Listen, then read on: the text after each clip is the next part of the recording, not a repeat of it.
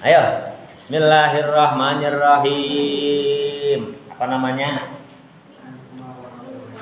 Apa namanya?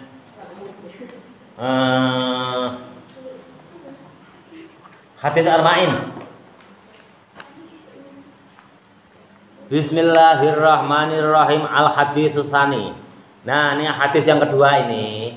Bapak akan ini perhatikan. Kan selama ini Bapak kan sering menyampaikan sebaik-baik generasi adalah generasiku sampai abad ketiga ya. Nah, ini nanti Bapak akan menjelaskan, kelihatannya apa namanya familiar ya kalau kasih yang tersurat. Islam itu dibangun atas 5.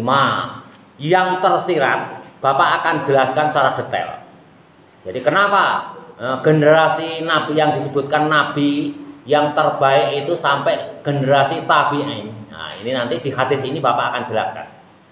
Bismillahirrahmanirrahim.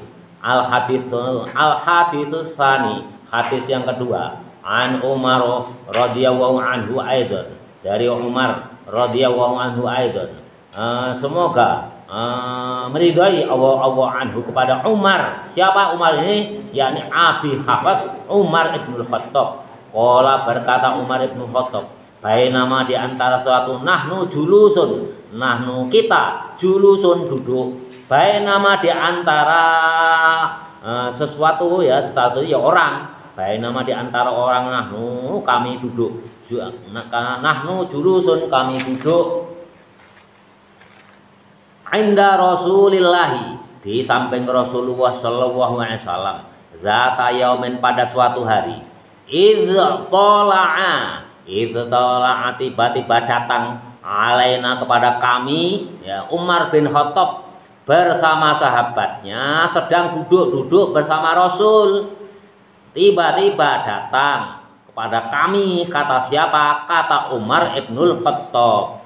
Alaina kepada kami rajulun seorang laki-laki syadidun bayadin yang sangat putih. Asyabi pakaiannya, syadidun bayadin yang sangat putih, asyabi pakaiannya, syadidun sawadin yang sangat hitam, asy'ari rambutnya. Jadi tiba-tiba datang seorang laki-laki berbaju putih ya dan berambut hitam. La yuro tidak nampak, la yuro tidak kelihatan alaihi atas seorang laki-laki yang datang tadi asarus safari bekas bepergian. Kalau ada orang bepergian jauh biasanya kan lusuh ya, walaupun bajunya putih ya ada kucelnya, rambutnya juga kucel gitu. Ini nggak ada bekasnya sama sekali, rapih aja, rambutnya hitam kelam, bajunya tetap putih bersih ya, nggak ada bekas orang bepergian. Asarus safari bekas bepergian, wala ya'rifuhu dan tidak ada yang mengetahui atas orang laki-laki yang tiba-tiba datang tadi minna datangnya ahadun seseorang hatta jalasa. Jadi tiba-tiba datang aja, tiba-tiba datang aja, nggak ada yang mengetahui dari mana datangnya. Hatta jalasa sehingga duduk ilan nabi kepada nabi, tahu-tahu duduk aja, datangnya nggak tahu. Misalkan Nabi di sini nggak ada yang ngelihat gitu jalan lewat sana, tahu-tahu sudah duduk di hadapan Nabi. Fa'asnadaru maka menyandarkan, fa'asnada maka menyambungkan. Sanad itu kan sambung, ada sanadnya enggak, berarti sanadnya harus bersambung. Fa'asnada maka menyambungkan rukbataihi kedua tuur apa? Lutut. Nah, kedua lututnya orang laki-laki tadi ila rukbataihi kepada lututnya Nabi. Wa wadu'a dan meletakkan kaffaihi kedua telapak tangannya ala fakhidaihi di atas pahanya, kedua pahanya. Wakola dan berkata orang yang datang tadi, tiba-tiba datang, nggak ada yang mengetahui lewatnya kapan, masuknya kapan, duduk di hadapan Nabi berhadapan-hadapan. Ya, duduk berhadapan-hadapan, jadi duduknya itu begini, duduknya itu. Ya. Nabi itu berarti bisa digambarkan duduknya begini. Orang itu tiba-tiba duduk aja, misalkan di situ nggak ada yang tahu lewat, tiba-tiba ada di sini aja, disambungkan berhadapan-hadapan, dipertemukan, nyambung, ya. Bersentuhan kedua lututnya, tangannya disimpan di atasnya, nggak ada yang tahu itu. Rambutnya bersih, hitam, bajunya putih, ya, berseri. Itu di depan Nabi. Fakola, kemudian yang laki-laki yang datang tadi bertanya, fakola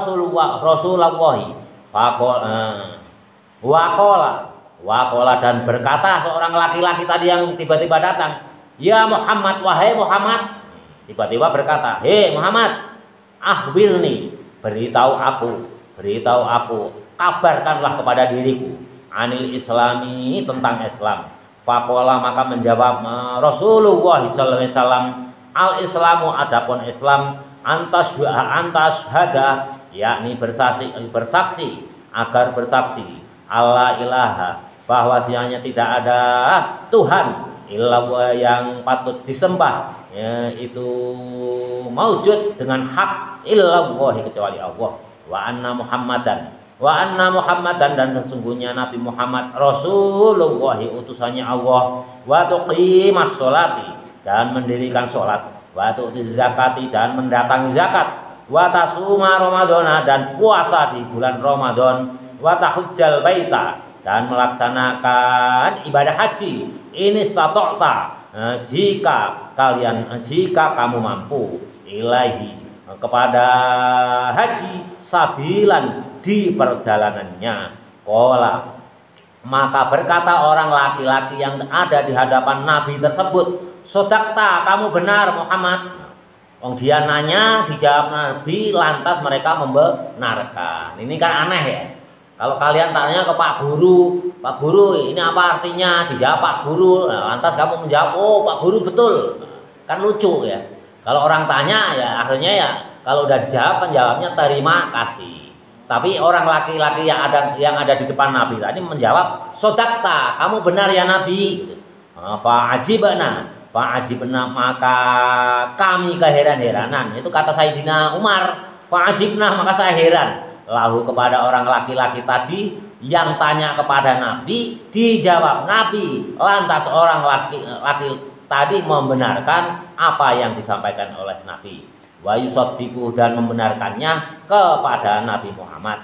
Qala, kemudian bertanya lagi orang laki-laki yang ada di hadapan Nabi tersebut, fa'akhbirni, maka beritahukan kepadaku, kabarkanlah kepadaku, anil imani, tentang iman. Qala, maka menjawab Nabi Muhammad SAW, antu'minu, agar beriman, billahi, kepada Allah, wa malaikatihi, dan kepada malaikatnya Allah, wa kutubihi, dan kepada kitab-kitabnya Allah, wa rusulihi, dan kepada utus-utusannya Allah, wal yaumil akhiri, dan percaya kepada hari akhir, wa tu'mina, dan beriman, bil qadri, dengan qadar, dengan ketentuan Allah, khairihi, ketentuan yang baik, wa syarrihi, dan ketentuan yang jelek. Ini Bapak jelaskan dulu. Kalau imannya ya, tentang iman tadi nggak usah dijelaskan ya. Itu kan rukun Islam dengan rukun iman. Kalian sering mendengar. Bapak tidak akan menjelaskan rukun iman sama Islamnya ini. Tapi yang ingin Bapak jelaskan yang pertama, bil qadari khairihi wa syarrihi.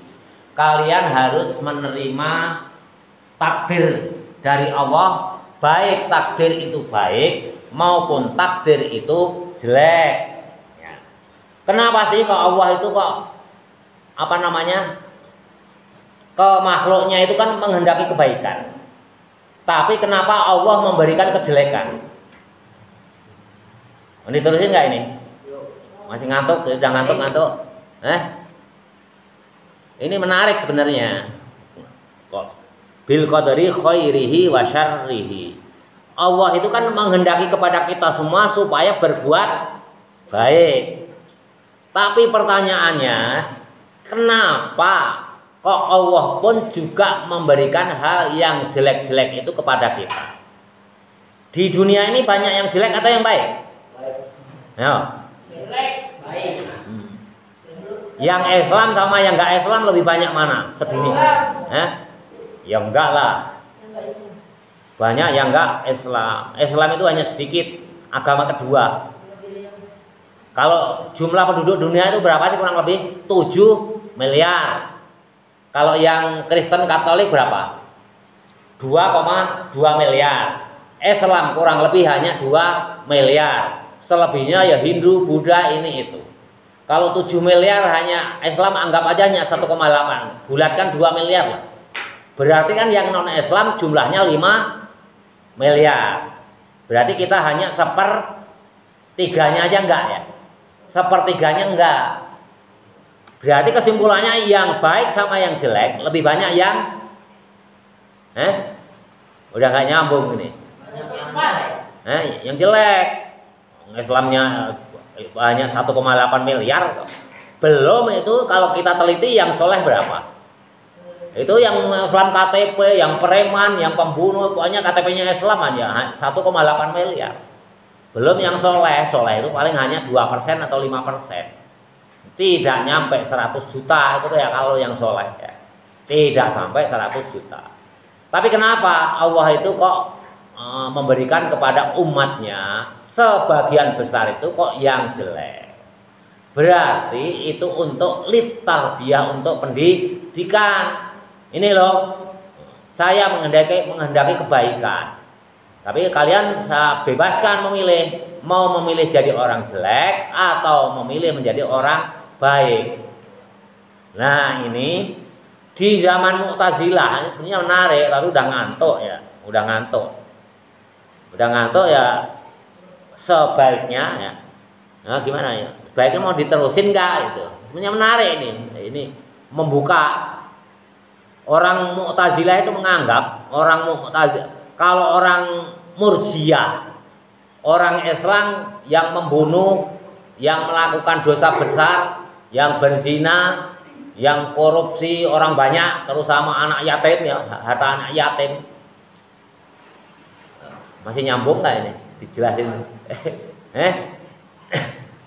Udah ngantuk itu. Masih nyambung nggak? Masih.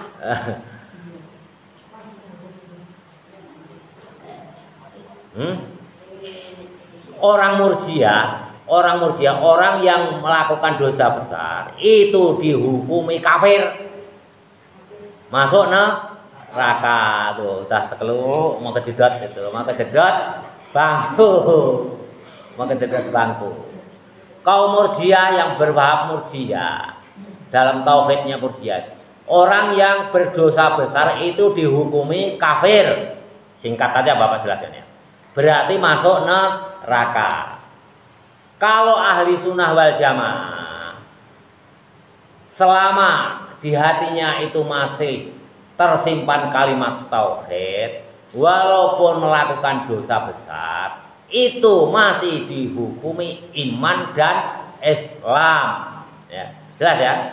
Jadi kalau orang Islam ahli sunnah wal jamaah paham kita, itu seandainya si fulan melakukan dosa besar, itu tetap iman, tetap Islam.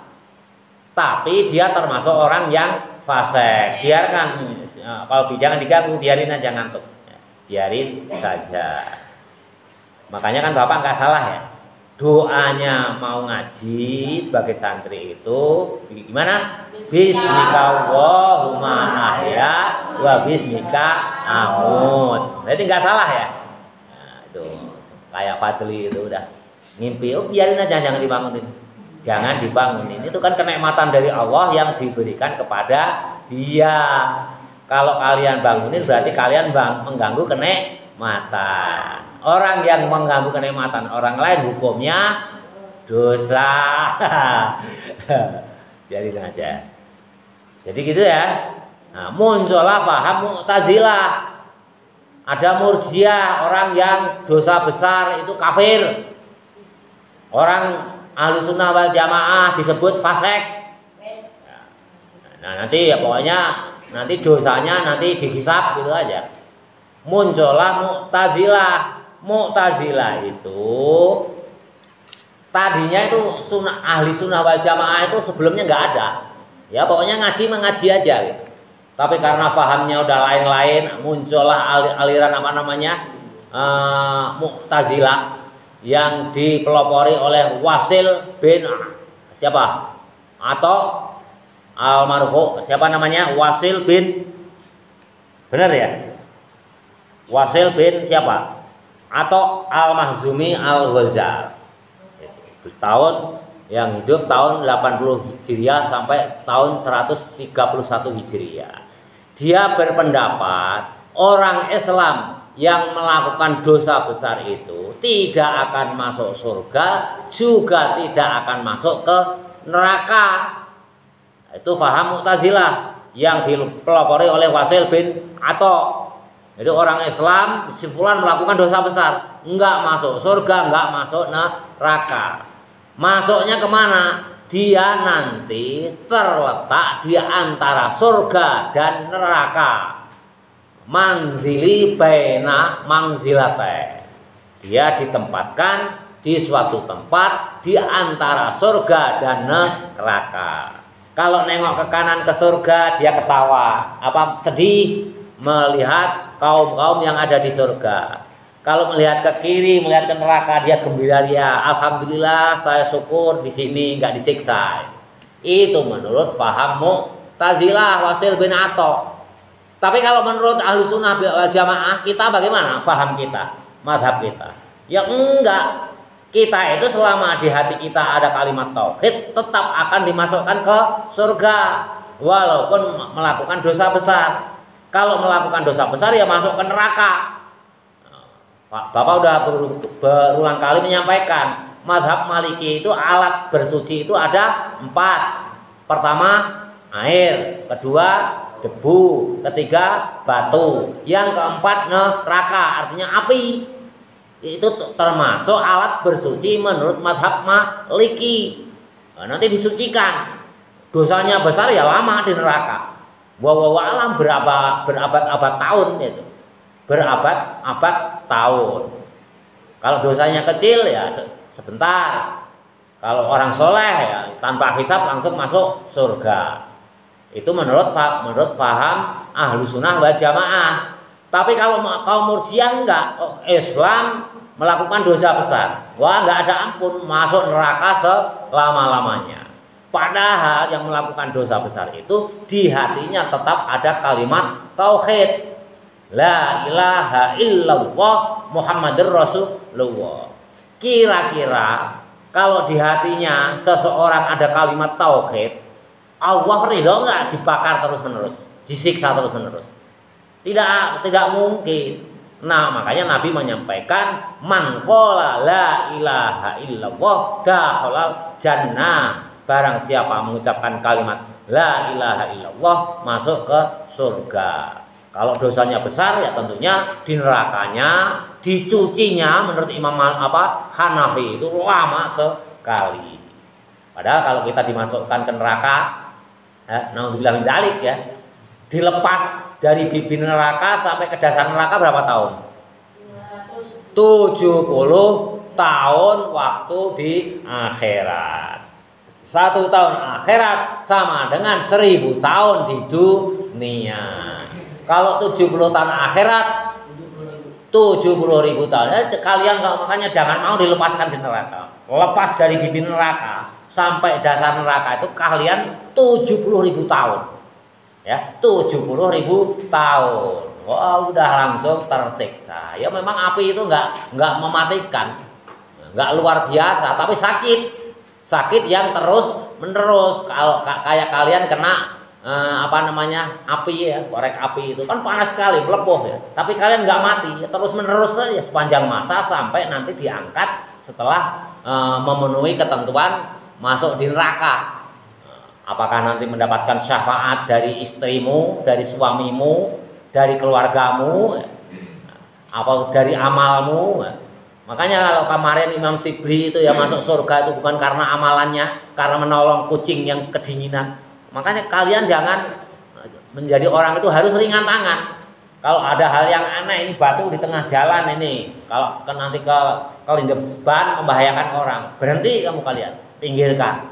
Ada duri, ada paku, yang ringan tangan. Disuruh orang minta tolong, buru-buru. Kalau kalian mampu laksanakan. Apalagi orang tua, harus banyak amalan. Kan kita nggak tahu nanti yang paling dulu diterima oleh Allah itu apa.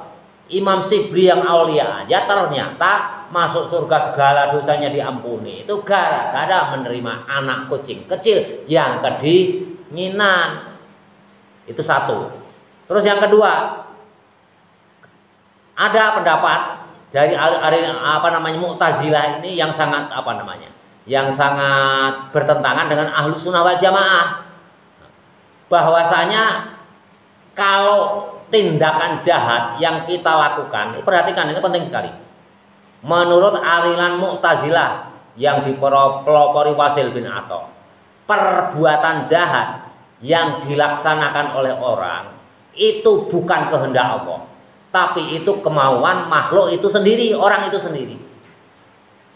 Itu menurut Mu'tazilah, ya. Tapi kalau menurut Ahlus Sunnah wal Jamaah, paham kita ya baik yang baik maupun yang buruk itu semuanya dari Allah. Dari Allah. Silakan Anda pilih gitu.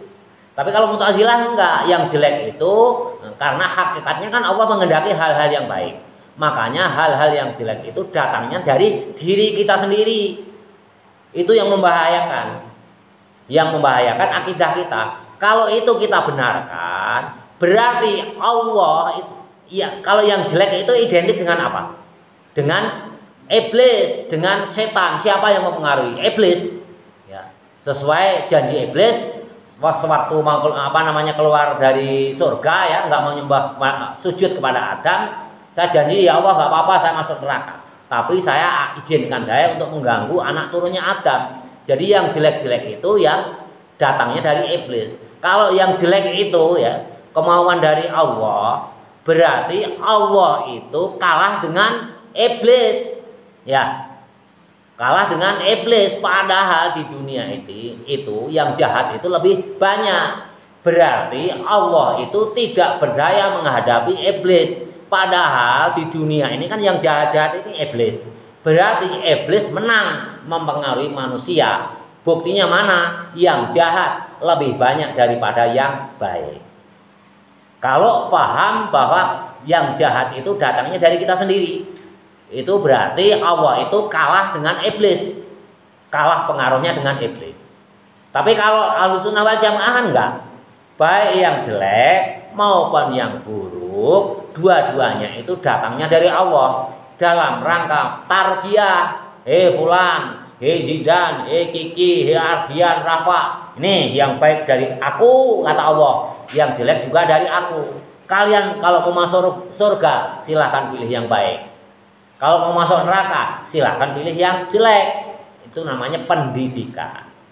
Baru kalau setelah keyakinan bahwa khairihi wa syarrihi hakikatnya datang dari Allah, barulah sebagai santri adab kita jangan menyalahkan Allah.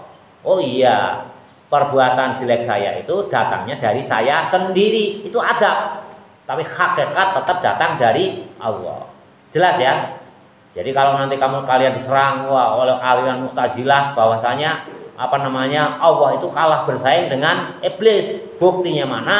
Di dunia ini yang jahat menang, yang soleh kalah. Buktinya yang Islam lebih sedikit, hanya sepertiganya dibandingkan dengan yang bukan Islam. Ya.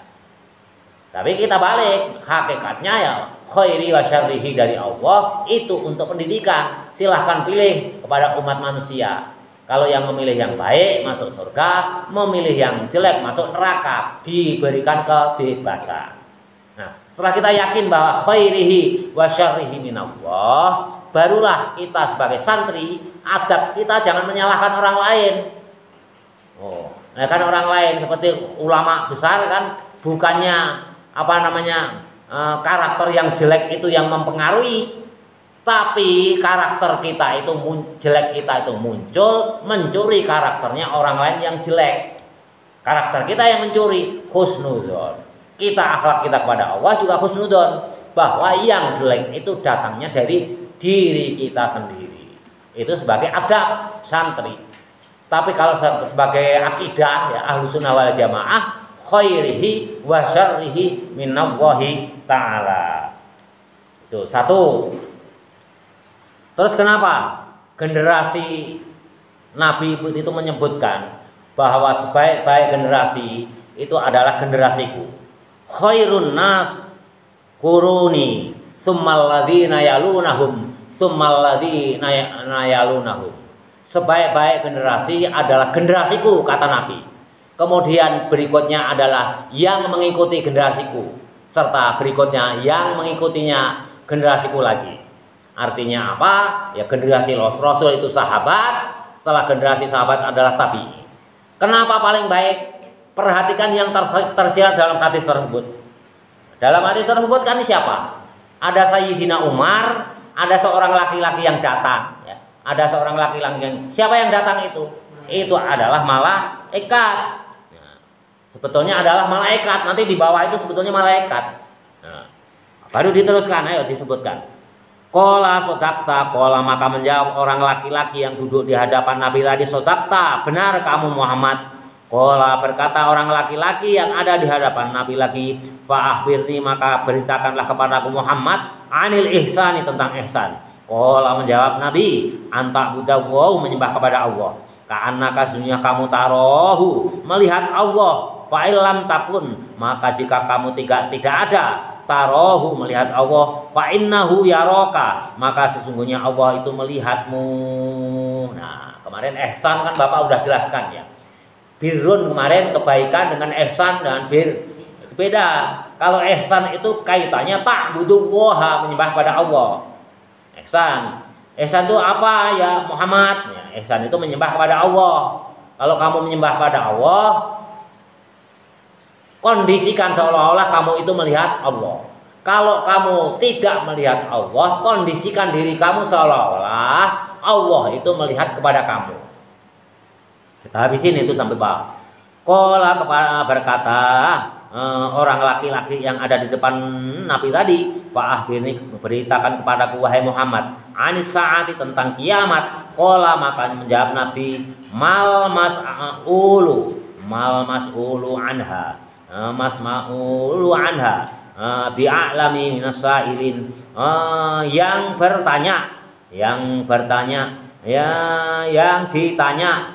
ditanya tentang kiamat tidak lebih tahu dari yang bertanya.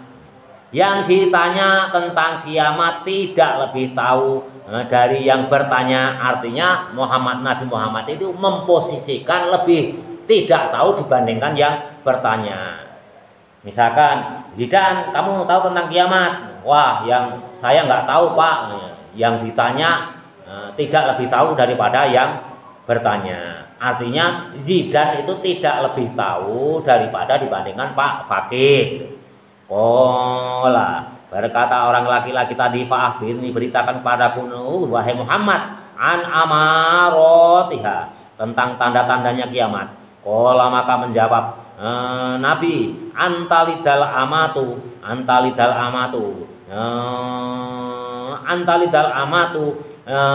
budak yang melahirkan anak, robbataha tuannya, wa antaro. Jadi tanda-tanda kiamat itu adalah seorang budak yang melahirkan anak tuannya. Artinya seorang budak yang dinikahi oleh tuannya. Itu kan zaman dulu itu kan boleh.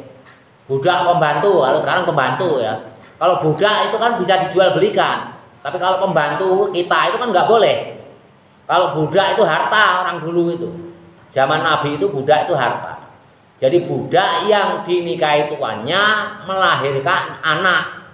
Itu salah satu tanda kiamat. Sekarang ada nggak? Banyak TKW orang kita. Pergi ke Arab Saudi dinikahi oleh orang tuannya orang Saudi sana. Akhirnya punya anak. Banyak enggak? Banyak. Tetangga banyak. Bapak itu di Kerawang banyak sekali itu. TKW pergi ke Arab Saudi pulang bawa anak. Dinikahi tuannya di negara Arab. Ada yang 2, ada yang 3, ada yang balik lagi, ada yang enggak. Itu salah satu tanda-tanda kiamat. Wa antarol khufata, dan yang kedua wa antarol khufata dan urota, dan kalian melihat orang yang berjalan nyeker, khufatal urota, berjalan tanpa sendal, tanpa sepatu. Itu kalau orang Sunda bilangnya apa? Nyeker ya.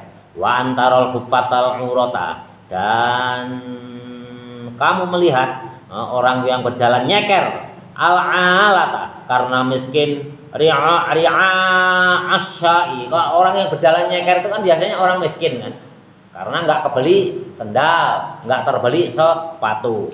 Ri'a asyai, orang yang mengembala kambing. Orang mengembala kambing biasanya nyeker. Ya towaluna, yang berlomba-lomba meninggikan fil bunyani, bangunan. Ini udah terbukti belum? Yang pertama terbukti ya. Terbukti sekarang tuh banyak sekali pembantunya dinikahi majikan, lantas punya anak. Ya, itu.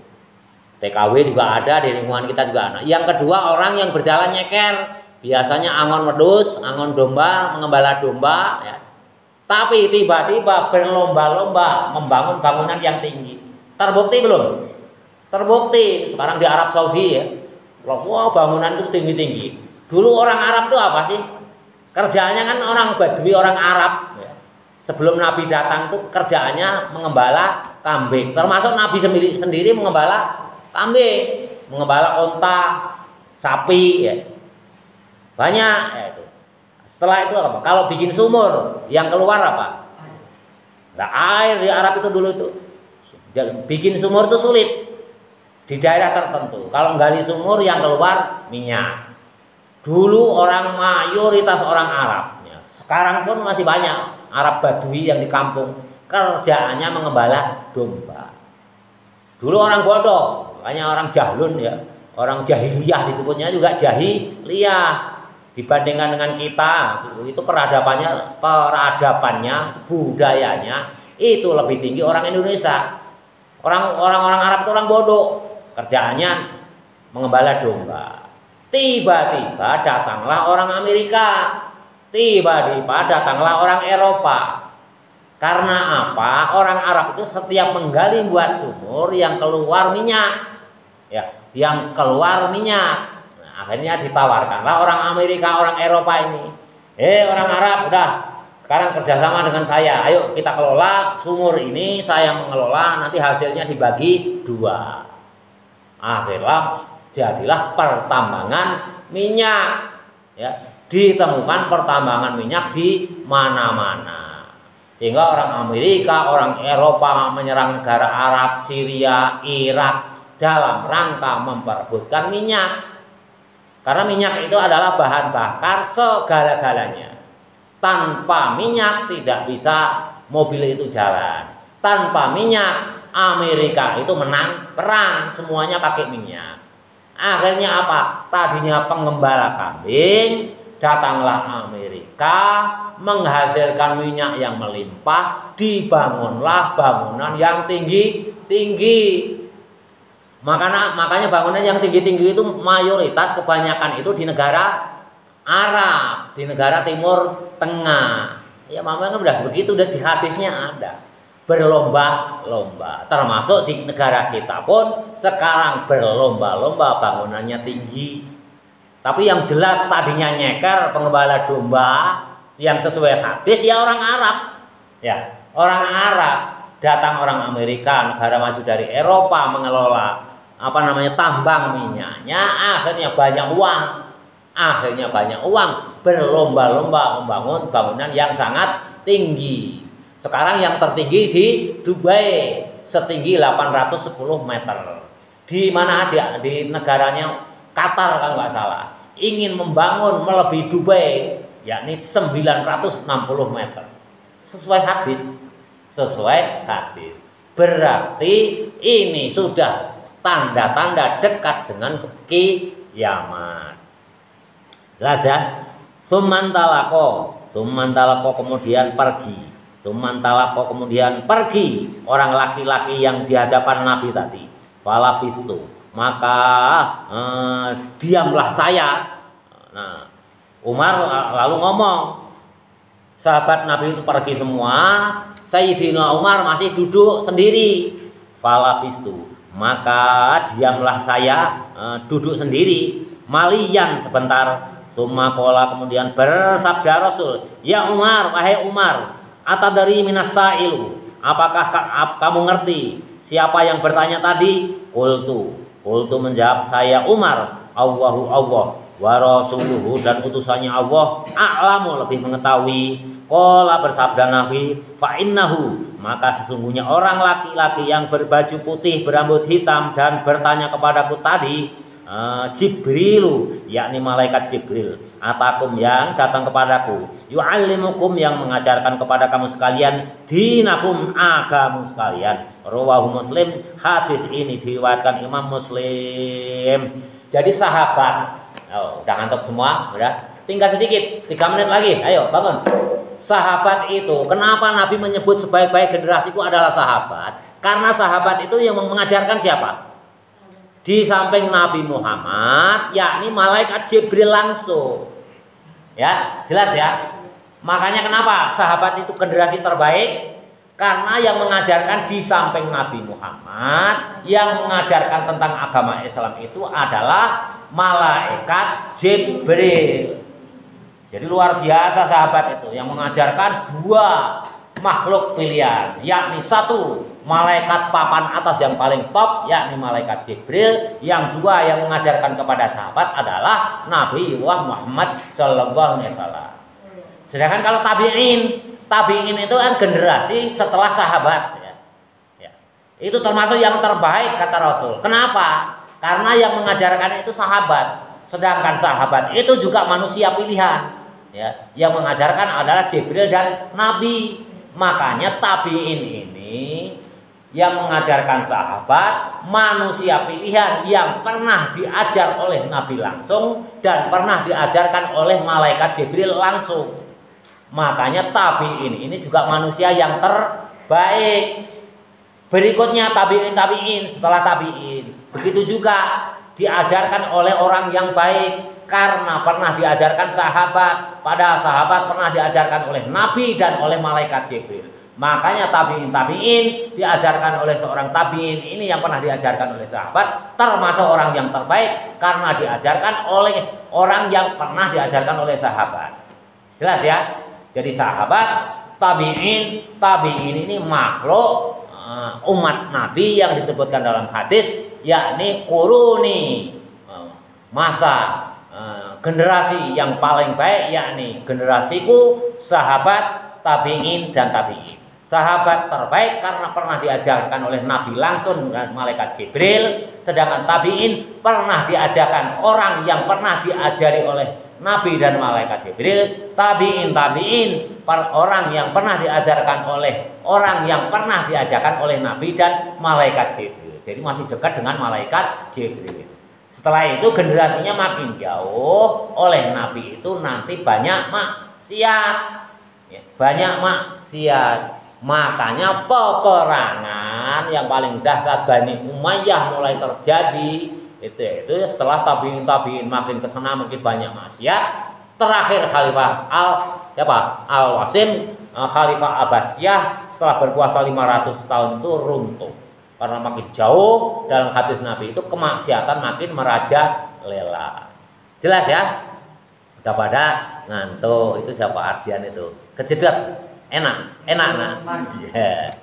Udah kita tutup. Wallahu a'lam bis-shawab. Alhamdulillahil mizani wa muntahal ilmi wa mablaghur ridha wa zinatal arsh. Alhamdulillahil mizani wa muntahal ilmi wa mablaghur ridha wa zinatal arsh. Alhamdulillahil mizani wa muntahal ilmi wa mablaghur ridha wa zinatal arsh. Walhamdulillahi rabbil alamin. Apa-apa ngantuk-ngantuk ya.